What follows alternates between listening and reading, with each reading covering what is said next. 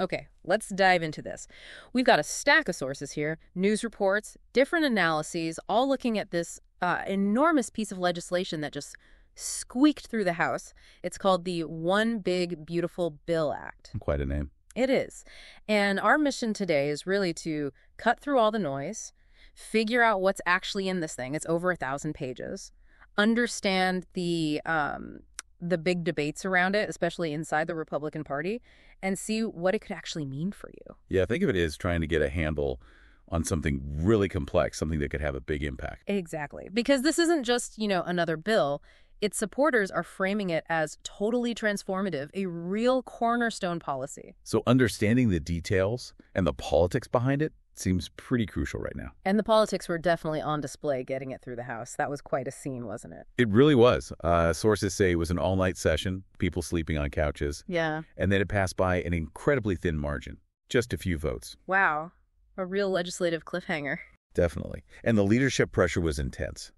Speaker Mike Johnson called it once-in-a-generation legislation, said it would start a new golden age. High praise. And Majority Leader Scalise, he basically framed any opposition as being, against American energy, against securing the border, and against helping middle-class families, really drawing a line in the sand. Presenting it as like a core conservative test. Pretty much. Yeah. But that push got just as strong a reaction from the other side. Yeah. Every single Democrat voted no. Right. Unified opposition. And Minority Leader Hakeem Jeffries didn't mince words, called it a reckless, regressive, and reprehensible GOP tax scam. Mm-hmm. And maybe the catchiest phrase, one big ugly bill.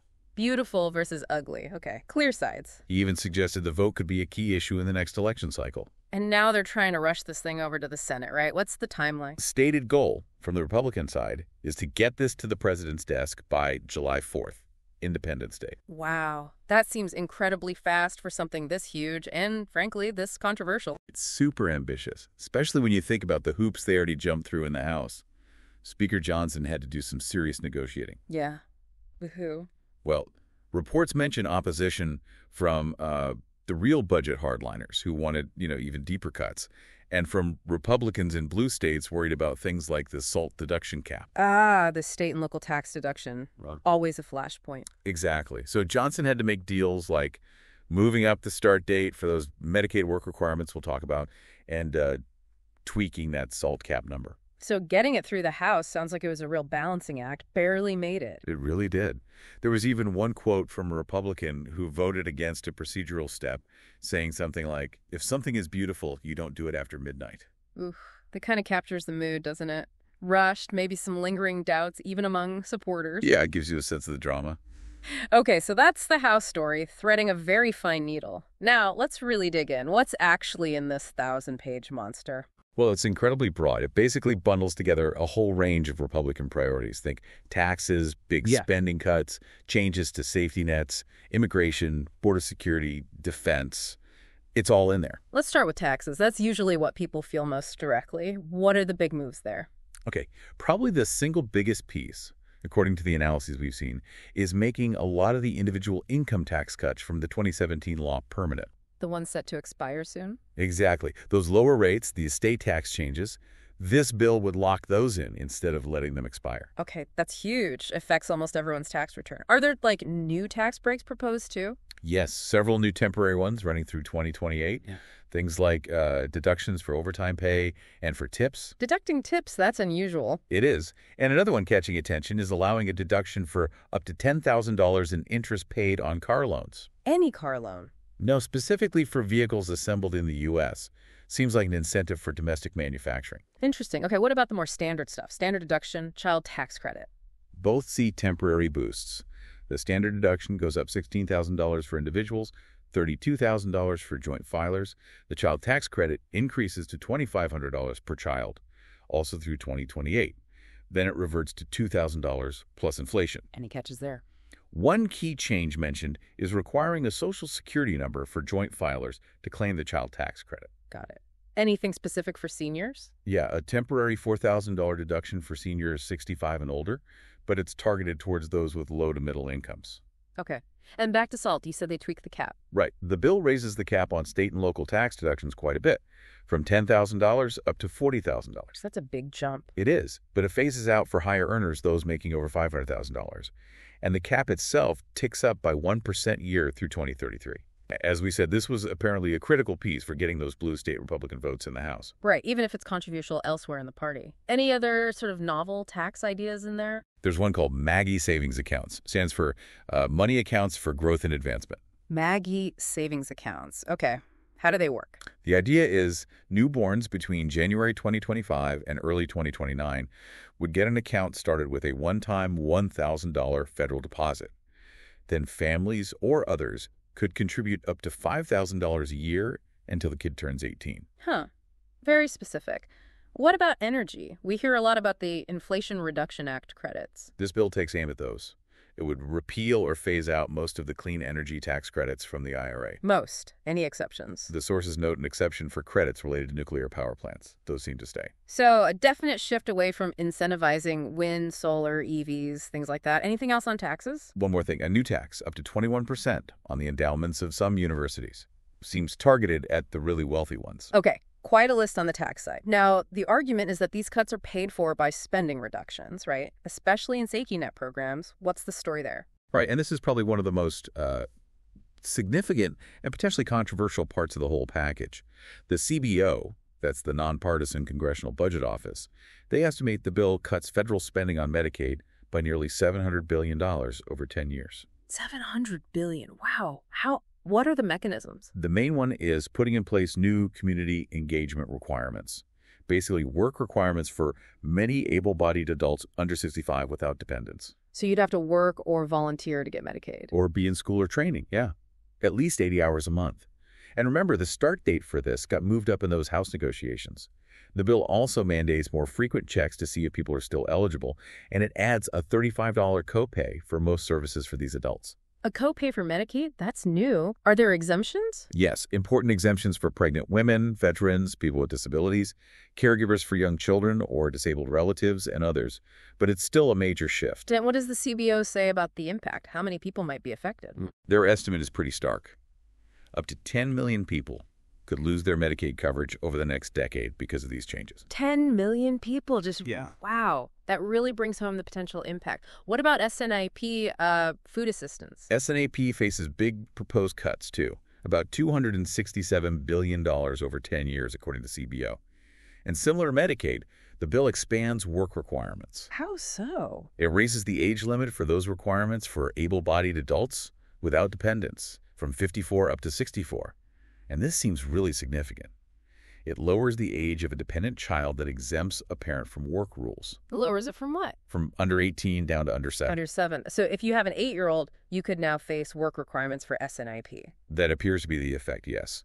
It dramatically increases the number of parents potentially subject to those rules. And there's another big structural change, too. What's that? For the first time, states would have to pay a share, 5% of the actual benefit costs. Right now, the federal government covers the full benefit cost. This shifts some of that burden onto state budgets. And the CBO estimate for SNAP impact? They project about 3 million people could lose food assistance over the decade due to these combined changes. So potentially millions losing health coverage, millions losing food aid. Okay, moving on. What about immigration and border security? Another big priority area mentioned. Definitely. There's a lot of funding here, $46.5 billion allocated to restart border wall construction. Restarting the wall, okay. Plus $4 billion specifically for hiring, aiming for 3,000 more Border Patrol agents, 5,000 more customs officers.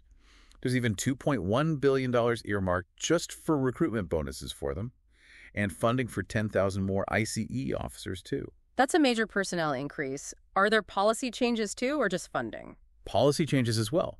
One standout is a proposed $1,000 fee for migrants applying for asylum. Sources describe that as a first-of-its-kind policy. A fee to apply for asylum. Yes, and the bill apparently sets goals to remove 1 million immigrants annually and expand detention capacity to hold 100,000 people. Okay, a very strong focus on enforcement, infrastructure, personnel buildup. What about defense spending? That gets a big boost, too.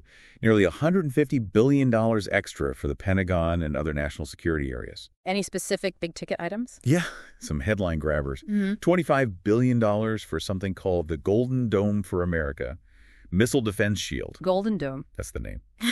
Also, $21 billion just for ammunition. $34 billion to expand the Navy's fleet. Another $5 billion for border security, overlapping with the immigration part. And $9 billion specifically for quality of life improvements for service members, housing, healthcare, things like that. The Golden Dome certainly stands out. Okay, what else is tucked into this huge bill? Energy and environment beyond the tax credits. Yes. The bill pushes for more resource extraction on public lands, more leasing for drilling, mining, logging. It also cuts the royalty rates the government gets from oil, gas, and coal produced on federal lands. Lowering the government's take. And there are specific provisions authorizing sales of large areas of public land in Nevada and Utah. So clearly aiming to boost domestic energy and resource production. What about student loans? That's been a hot topic. Big changes proposed there, too. An overhaul aiming for about $330 billion in budget savings over time. It would reduce the number of income-driven repayment plans down to just 2. Simplifying the options. Maybe simplifying, but also eliminating federal subsidized loans for undergrads.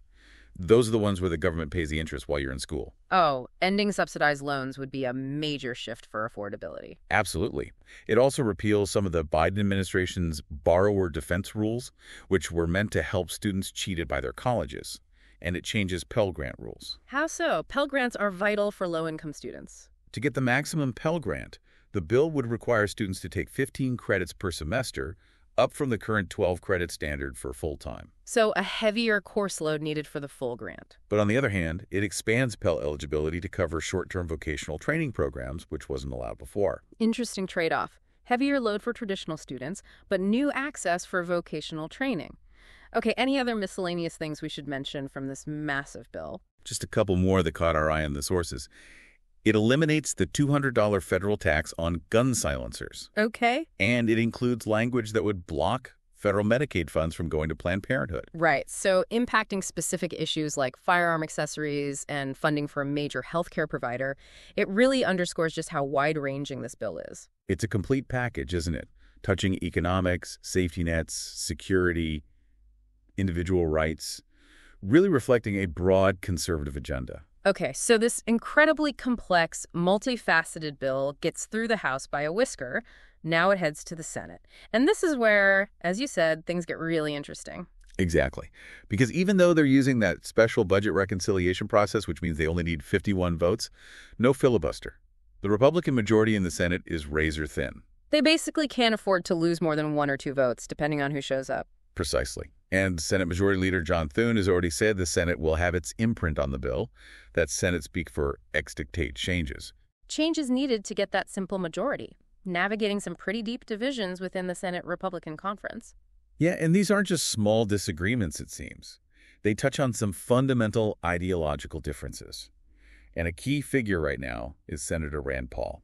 Right, he's come out as a major potential roadblock, hasn't he? He has. He's a prominent holdout against the bill as it stands. What's his main issue? It framed as a conservative bill, and he's generally seen as a fiscal conservative.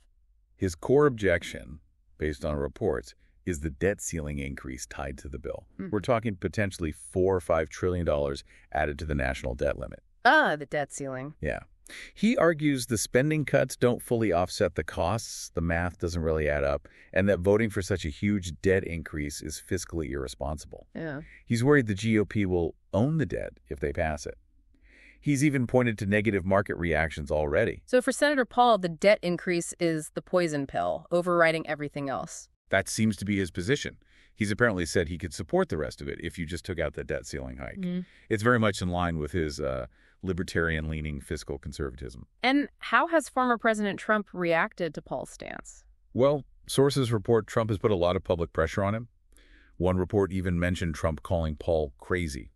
Trump's argument is that opposing the bill helps Democrats and risks terrible outcomes. He's warned of a massive 68% tax increase, or even a first-time ever default. Wow, strong language. Framing it as essential for the economy. Absolutely. It really highlights that tension between Paul's traditional focus on the debt and Trump's focus on growth through tax cuts, even if it means more borrowing.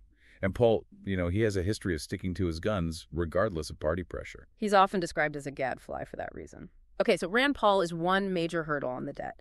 Are there other big sticking points among Senate Republicans? Oh, yeah.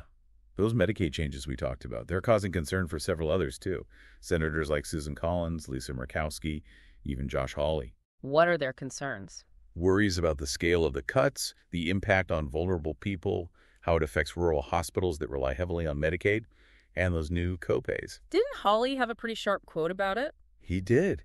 He reportedly called slashing health insurance for the working poor both morally wrong and politically suicidal. That's a strong warning from within the party. Definitely shows unease about the political fallout, especially in certain states. So some worry the cuts go too far. What about the other side, the fiscal hawks, who think the cuts don't go far enough? That's another faction, yes.